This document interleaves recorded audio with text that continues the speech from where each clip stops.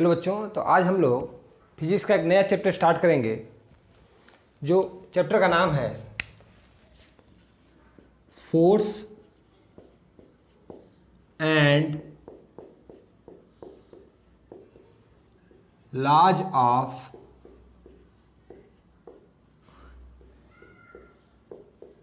Motion. Chapter का नाम है force and laws of motion. ये फिजिक्स का सेकंड चैप्टर है, ठीक है ना। इसमें हम लोग क्या पढ़ेंगे कि अभी तक हम लोगों ने मोशन स्ट्रेट लाइन में क्या देखा। मोशन स्ट्रेट लाइन में हमने ये देखा कि कोई ऑब्जेक्ट मूव कर रहा है, कोई ऑब्जेक्ट अपनी पोजीशन को चेंज कर रहा है, कोई ऑब्जेक्ट अपनी स्पीड को बढ़ा रहा है, घटा रहा है, उसमें एक्सीलरेशन हो रहा है, उसमें डी एक्सीलरेशन हो रहा है या रिटार्डेशन हो रहा है। ये जो हो रहा है वो क्या है कि फैक्ट्स हैं, ठीक है ना। पर इस इफेक्ट का रीजन क्या है, ऐसा क्यों हो रहा है, बात समझ में आ रही है। ऑब्जेक्ट मोशन में क्यों आ गया, कोई ऑब्जेक्ट मोशन में था तो क्यों रुक गया, उसकी डायरेक्शन कैसे चेंज हो गई, क्लियर है ना। किसी की स्पीड कैसे बढ़ गई, किसी की स्पीड कैसे घट गई, बात समझ में आ रही है। एक्सीलरेशन हुआ, रिटार्डेशन हुआ, ये सब क्या है, इफेक्ट्स हैं। पर इसका रीजन क्या था, इसका रीजन था फोर्स। कॉज क्या है, फोर्स है। इसी force and laws of motion को हम लोग इस चैप्टर में पढ़ेंगे। तो जो भी इफेक्ट्स थे, हम लोग ने पिछले चैप्टर में जो भी पढ़ा वो क्या था, एक इफेक्ट था जिसका कॉज क्या है, फोर्स है। यानी जब भी किसी ऑब्जेक्ट पर हम फोर्स लगाएंगे तो वो ऑब्जेक्ट की पोजीशन चेंज होगी, उसकी स्पीड बढ़ सकती है, उसकी स्पीड घट सकती है, ऑब्जेक्ट की डायरेक्शन चेंज हो सकता है, बात समझ में आ रही है। तो ये चीज़ हम लोग किस में पढ़ेंगे, इस चैप्टर में पढ़ेंगे। और हम लोग न्यूटन्स के तीनों लॉ के बारे में पढ़ेंगे। न्यूटन्स फर्स्ट लॉ, न्यूटन ने, आप लोग तो नए हो, 9th में हो, तो मैंने बता दूं कि न्यूटन, आप सबको न्यूटन का नाम तो लगभग सभी लोगों ने सुना ही होगा कि एप्पल गिरा था पेड़ से, उसी एप्पल गिरने के कारण उन्होंने कुछ फिजिकल, आपको बताया था ना कि उन्होंने कुछ ऑब्जर्वेशन किया, कुछ एक्सपेरिमेंट्स वगैरह किए, तो न्यूटन के 3 लॉ लाए। न्यूटन के फर्स्ट लॉ, सेकंड लॉ और थर्ड लॉ, ठीक है ना। इसमें हम लोग मोमेंटम, मैंने पिछले चैप्टर में बता चुका हूँ, मैं पिछले चैप्टर में मोमेंटम को बता चुका हूँ, क्लियर है। और अगर नहीं पता है तो मैं इसमें बताऊंगा। तो इसमें हम लोग law of conservation of momentum भी पढ़ेंगे, ठीक है ना, कि मोमेंटम कैसे कंजर्व रहता है, मोमेंटम क्या होता है ये देखेंगे, अगर नहीं पढ़ाया है तो, क्लियर है। तो हम इस चैप्टर का नाम है force and law of motion, तो नोट कर लीजिए। अच्छा, एक नया चैप्टर है force and laws of motion. मैं फिर से बता दूं, ये क्या कर रहा है, कॉज है। जो भी अभी तक मोशन स्ट्रेट लाइन में जो भी कुछ हुआ वो इफेक्ट थे, उसका रीजन क्या था, फोर्स था, क्लियर है। तो चैप्टर का नोट करिए, force and laws of motion.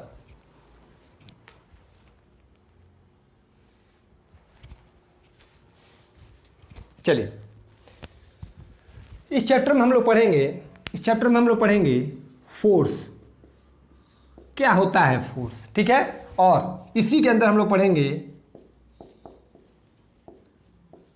Types of force, ठीक है ना, कितने टाइप के फोर्स होते हैं इसको हम लोग देखेंगे, ठीक है। फिर हम लोग पढ़ेंगे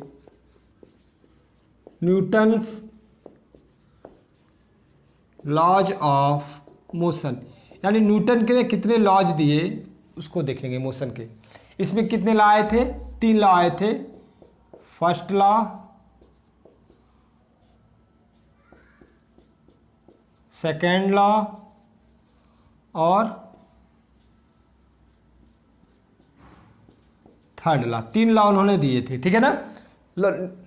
फिर अब इसमें हम लोग पढ़ेंगे मोमेंटम पढ़ेंगे, क्लियर है। पिछले चैप्टर में पढ़ चुके हैं, नहीं पढ़ेंगे तो इसमें हम लोग पढ़ेंगे, ठीक है। फिर हम लोग पढ़ेंगे law of conservation of momentum. इसमें क्या पढ़ेंगे हम लोग, law of conservation of momentum पढ़ेंगे। तो ये चीज हम पढ़ेंगे, इसको नोट कर लीजिए।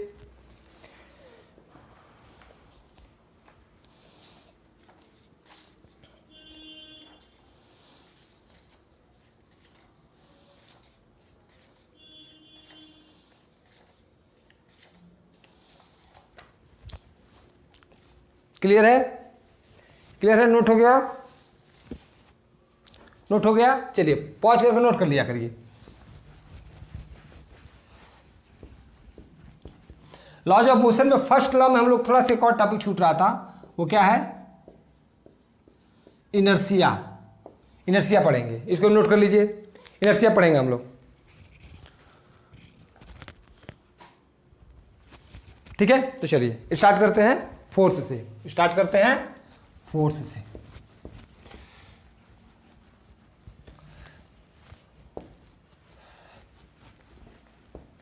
ठीक है, तो फोर्स से स्टार्ट करते हैं। पहले समझते हैं इसको कि क्या होता है फोर्स। सपोज मान लीजिए कि ये एक ऑब्जेक्ट है, एक ऑब्जेक्ट है जिसका मास है m। इस पर हमने क्या किया कि फोर्स लगाया। जैसे ही फोर्स लगाया, आपने initial velocity, final velocity, acceleration ये सब कुछ जानते हैं, तो मैं मानता हूं कि जो ऑब्जेक्ट क्या था, इनिशियली क्या था, एट रेस्ट पे था। ये क्या था, रेस्ट पे था। जैसे हमने इसको फोर्स लगाया तो ये क्या आ गया, ये क्या आ गया, ये ऑब्जेक्ट मोशन में आ गया। ऑब्जेक्ट क्या हो गया, मोशन में आ गया। ठीक है ना, और इसकी स्पीड u बराबर 0 थी ना, मान लो फाइनल इसकी स्पीड कितनी हो गई, v हो गई। यानी स्पीड का चेंज होना किसकी वजह से हुआ, फोर्स की वजह से हुआ। बात समझ में आ रही है, स्पीड का चेंज होना, वो रेस्ट से मोशन में आ गया। इसका रीजन क्या था, फोर्स था। यानी इसको हमने पुश किया होगा, पुश किया होगा तो ऑब्जेक्ट क्या करने लगा, मूव करने। यानी फोर्स क्या है, एक ऐसा एजेंट है, एक ऐसा एजेंट है जो किसी ऑब्जेक्ट पर पुश करता है, तो ऑब्जेक्ट क्या करता है, मूव करता है। क्लियर। सपोज मान लीजिए दूसरी कंडीशन में समझता हूं कि मान लो कि एक ऑब्जेक्ट है मास m, इसका भी मास m है, और वो u वेलोसिटी से मूव कर रहा था, u वेलोसिटी से मूव कर रहा था। हमको क्या करना है, इसको रोकना है। तो जब इसको रोकना है, मोशन तो इस डायरेक्शन में है, और हमने क्या किया, फोर्स लगा दिया इस डायरेक्शन में। इस बात को ध्यान समझिएगा, ये चीज़ अलग है, ये चीज़ अलग है। हमने क्या किया, ये जो ऑब्जेक्ट था जिसका मास था m, वो ऑब्जेक्ट पहले u वेलोसिटी से ऑलरेडी मूव कर रहा था। ठीक है ना, हम वो मोशन में है, अचानक हमने इसके अपोजिट डायरेक्शन में क्या किया, फोर्स लगा दिया, जिसकी वजह से क्या हो गया, रुक गया। और रुक गया यानी फाइनल वेलोसिटी कितनी हो गई, 0 हो गई। यानी ऑब्जेक्ट जब मोशन में था तो उसको क्या किया, उसने अपोजिट डायरेक्शन में अगर लगा दिया तो वो ऑब्जेक्ट रुक गया। यानी फोर्स की डायरेक्शन भी देखनी है कि किधर से लगा रहा है। इधर से लगाया तो ऑब्जेक्ट मोशन में आ गया, अपोजिट में लगाया तो ऑब्जेक्ट रुक गया। बात समझ में आ रही है। यानी फोर्स क्या है, एक ऐसा एजेंट है in the form of push और पुल। कैसे कह सकते हैं, पुश और पुल। जैसे मान लो दरवाजा को हमको खोलना है तो हमको क्या करना पड़ेगा, पुश करना पड़ेगा कि पुल करना पड़ेगा। पुल मतलब खींचना, पुल करना पड़ेगा। ठीक है ना, और फिर दरवाजे को बंद करना हो तो पुश करना पड़ेगा। क्लियर है, जिसकी वजह से दरवाजा बंद होगा, यानी हमको फोर्स लगाना पड़ेगा। ठीक है ना, वो और फोर्स लगाने से क्या होगा, ऑब्जेक्ट अगर रेस्ट पे है तो क्या आ जाएगा, मोशन में आ जाएगा, और अगर मोशन में है तो रेस्ट पे आ जाएगा। और क्या कर सकता है फोर्स, फोर्स क्या कर सकता है, force can change the direction. बात समझ में आ रही है, डायरेक्शन को भी चेंज कर सकता है। मान लो कोई ऑब्जेक्ट सीधे जा रहा था, कोई गेंद सीधी आ रही थी, हम बीच में थोड़ा सा पुश कर दे तो घूम गई। बात समझ में आ रही है, क्लियर है। तो फोर्स समझ में आया, जो भी कॉज है, जो भी ऑब्जेक्ट की पोजीशन चेंज हो रही है, ऑब्जेक्ट की पोजीशन चेंज होने से उसकी स्पीड बढ़ रही है, उसकी स्पीड घट रही है, कोई ऑब्जेक्ट रुक जा रहा है, चलता हुआ रुका हुआ ऑब्जेक्ट चलने लग रहा है, तो इस सब का रीजन क्या है, फोर्स है। यानी फोर्स एक क्या है, in the form of push और pull that can change the position of an object. If object is in rest he can do in motion, और if object is in motion then he can stop the object, और force can change the direction of the object. चीज़ें समझ में आई, इसको note कर लीजिए। अभी मैं इसका डेफिनेशन लिखवा रहा हूं, क्लियर है।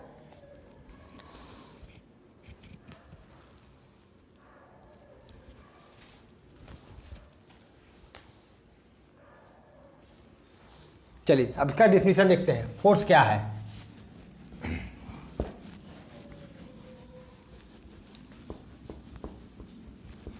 फोर्स क्या है, फोर्स क्या क्या डेफिनेशन है, force is an agent in the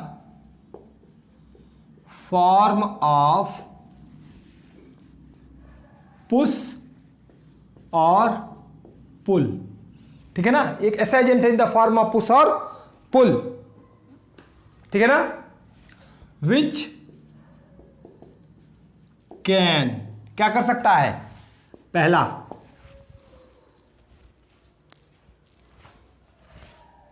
can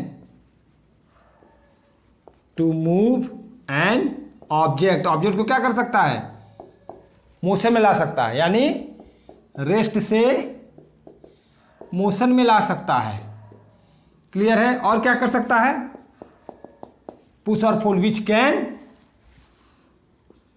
stop the object if object is in motion. Object क्या है, अगर मोशन में तो उसको क्या कर सकता है, स्टॉप कर सकता है।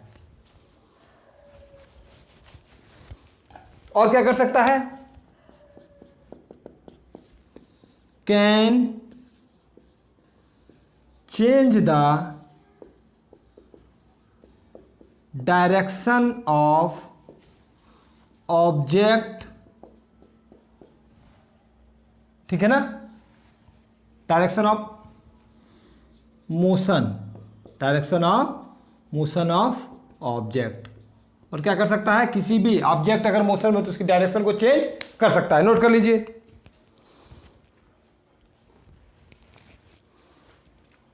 पॉज करके नोट कर लिया करिए, ठीक है। अच्छा, एक और एग्जांपल समझाता हूं, होप करता हूं आप लोग नोट कर लिया होगा। और सोचिए, सपोज मान लीजिए एक आटा है, आटा गूथा हुआ आटा आप देख ही रहे हो, उसको दबा दो तो चिपटा हो जाता है, ठीक है ना। या कोई चीज़ है तो उसको, गेंद है, गेंद को अगर पुश, अगर दब जाती है गेंद, या फुटबॉल है, थोड़ा सा पुश करो तो थोड़ा शेप चेंज होता है। यानी और क्या कर सकता है,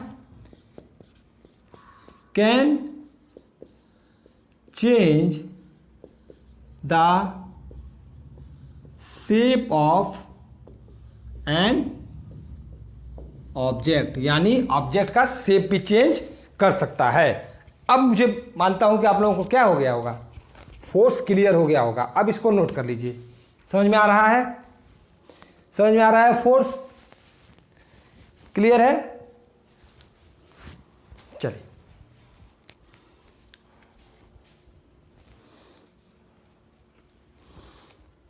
अच्छा, अब देखते हैं फोर्स के टाइप्स।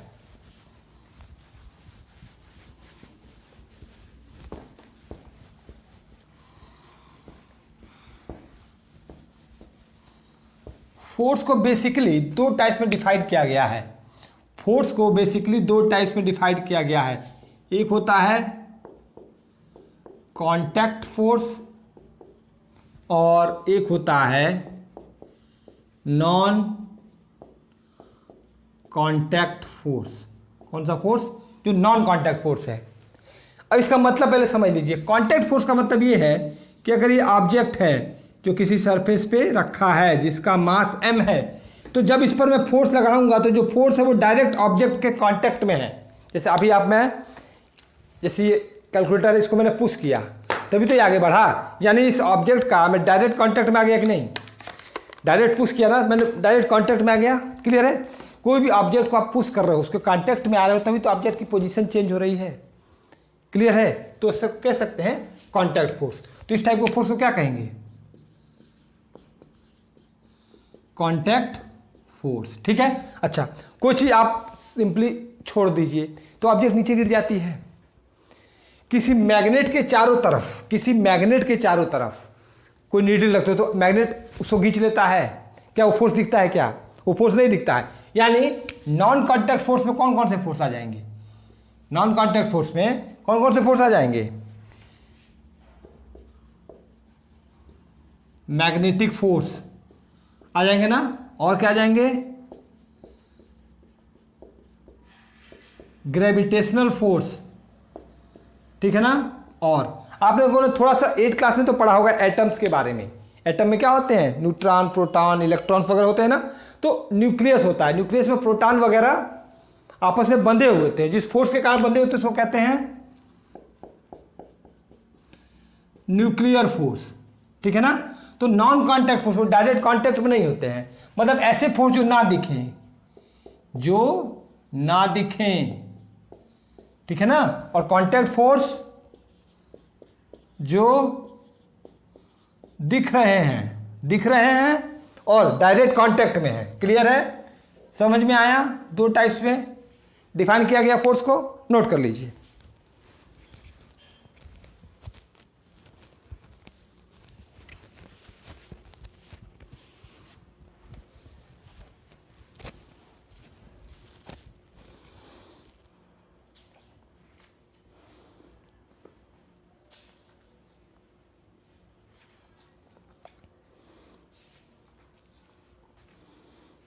चलिए अब थोड़ा सा और फोर्स के बारे में थोड़ा सा देखते हैं।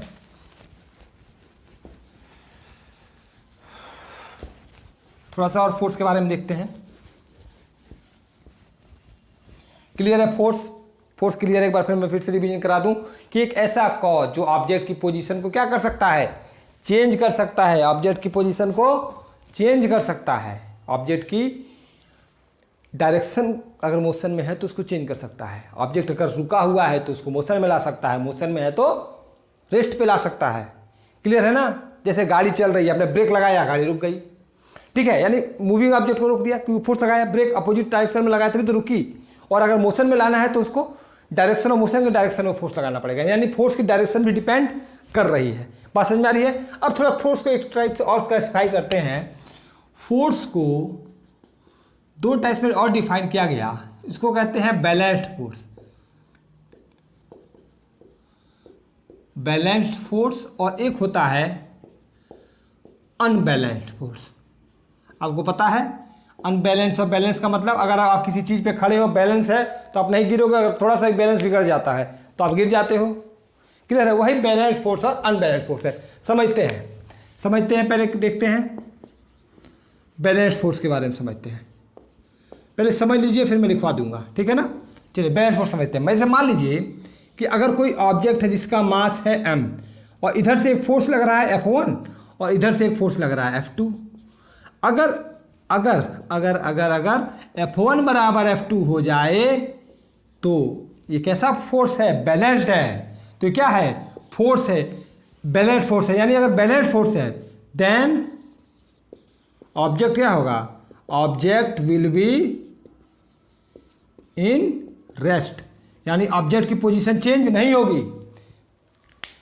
आपको कोई इधर से दबाए, कोई इधर से दबाए, दोनों तरफ से बराबर फोर्स लगाए तो आप रेस्ट पे रहोगे ना, या आपको इधर से कोई खींचे और इधर से खींचे, तो जब दोनों तरफ से बराबर फोर्स लगेगा तो आप यहीं खड़े रहोगे, आप पुश नहीं हो पाओगे। अगर इधर वाला ज़्यादा फोर्स लगा रहा है तो इधर जाओगे, इधर वाला फोर्स लगा रहा है तो इधर जाओगे। पर अगर दोनों तरफ से बराबर फोर्स लग रहा है तो आप क्या होगा? रेस्ट पे रहोगे। यानी जब बैलेंस्ड फोर्स किसी भी ऑब्जेक्ट पर लगता है तो ऑब्जेक्ट की पोजीशन चेंज नहीं हो सकती है। यानी क्या मैं कह सकता हूं कि स्केलर वेक्टर क्लियर है ना, यानी इस डायरेक्शन में F1 माइनस F2 क्या हो जाएगा?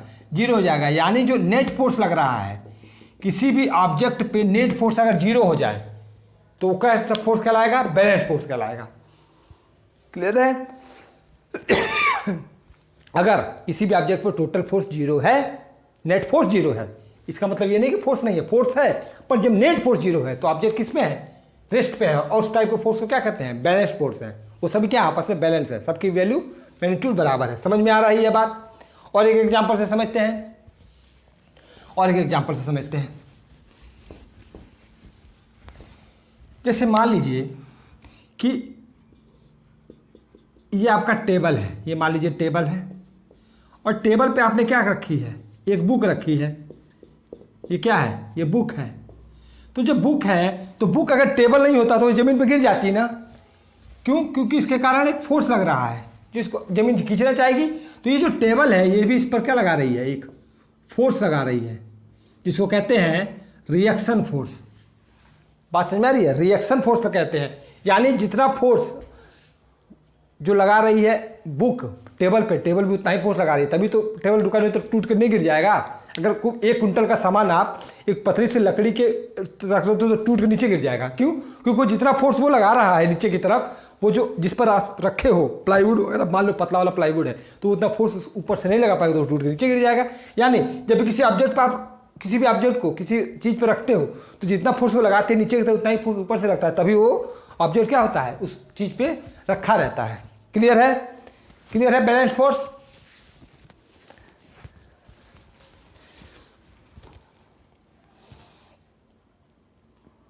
क्लियर है? अब देखते हैं अनबैलेंस्ड फोर्स। अब देखते हैं अनबैलेंस्ड फोर्स। समझ में आया? अब देखते हैं अनबैलेंस्ड फोर्स।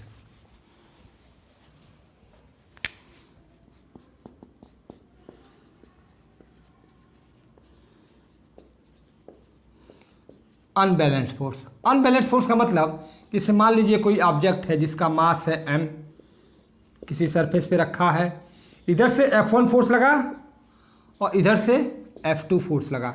मान लीजिए F1 क्या है, ग्रेटर देन है F2। फोर्स को F से डिनोट करते हैं, फोर्स को किससे डिनोट करेंगे, F2 से। तो जब F1 ज़्यादा है F2 से तो हम क्या करेंगे, F1 माइनस F2 करेंगे, तो वो क्या हो जाएगा, नॉट इक्वल टू जीरो हो जाएगा। अगर जीरो नहीं है तो ऑब्जेक्ट क्या आ जाएगा, then object will change its position. यानी जब ऑब्जेक्ट क्या होगा, अपनी पोजीशन को चेंज करेगा, इसका मतलब है कि इस पर जो टोटल लगने वाला फोर्स है, जो इस पर टोटल लगने वाला फोर्स है वो क्या है, वो क्या है, बराबर नहीं है। यानी कहीं से ज़्यादा फोर्स तो लग रहा है, बैलेंस नहीं है, अनबैलेंस्ड है। बात समझ में आ रही है। यानी ऑब्जेक्ट क्या है, मोशन में। एग्जांपल के साथ समझते हैं, मान लो कि यहाँ से 10 न्यूटन लग रहा है, यहाँ से 5 न्यूटन लग रहा है। फोर्स की यूनिट न्यूटन होती है, मैं आगे बताऊंगा कैसे होती है, ठीक है ना। तो ऐसे समझ लीजिए कि अगर अनबैलेंस्ड फोर्स लग रहा है तो ऑब्जेक्ट क्या हो जाएगी, पोजीशन चेंज करेगी। अब वो रुक जाती है या चलने लगती है वो बात अलग है, डायरेक्शन ऑफ डिपेंड करती है कि डायरेक्शन ऑफ फोर्स क्या है, पर ऑब्जेक्ट मोशन में आ जाएगा। तो टोटल कंक्लूजन में देखा कि आज हमने क्या पढ़ा, आज हमने ये पढ़ा कि फोर्स क्या होता है in the form of push और पुल, जो किसी भी ऑब्जेक्ट की पोजीशन को चेंज कर सकता है। किसी भी ऑब्जेक्ट अगर रुका हुआ है तो चला सकता है, चला हुआ है मोशन में है तो रोक सकता है, और किसी भी ऑब्जेक्ट की पोजीशन को डायरेक्शन चेंज कर सकता है। क्लियर है। और उसकी शेप एंड साइज को चेंज कर सकता है। दो टाइप के हमने फोर्स देखा, कॉन्टैक्ट फोर्स और non contact force. Contact force में वो डायरेक्ट बॉडी के कॉन्टैक्ट में है, नॉन कॉन्टैक्ट में जो फोर्स दिखाई ना दे। और फिर हमने बैलेंस फोर्स देखा, अनबैलेंस फोर्स देखा। बैलेंस फोर्स का मतलब कि टोटल ऑब्जेक्ट पर अगर नेट फोर्स जीरो है तो वो बैलेंस्ड है, ऑब्जेक्ट मोशन में नहीं है हुआ है। और अगर अनबैलेंस फोर्स है तो ऑब्जेक्ट क्या है, मोशन में है, मतलब टोटल नेट फोर्स जीरो नहीं है। ठीक है। तो आज की क्लास इतनी है, अब आगे चीज़ हम लोग नेक्स्ट क्लास में देखेंगे। Thank you.